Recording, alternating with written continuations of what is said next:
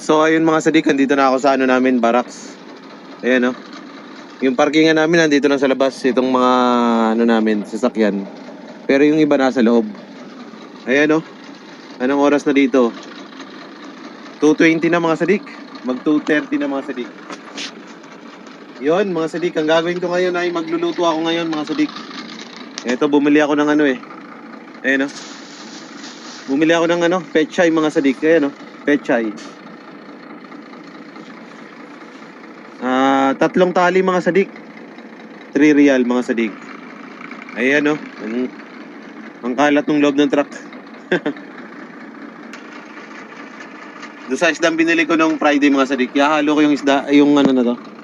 Yung pechay na yan. 3 tali, 3 real mga sadik. Iyon, oh. No, pechay. Kasi magluluto ako ng ano, isda mga sadik na gagawin natin, sisigang natin yun. Andito na ako sa parking. Ayan, oh. Ito na yung mga ginagamit ko. Ayan, oh. Yun mga sadik. Maaga pa naman eh. Makakaluto pa tayo. Dito na ako sa workshop namin. Yun. Yun lang mga sadik. Ingat tayo palagi. Yun, oh.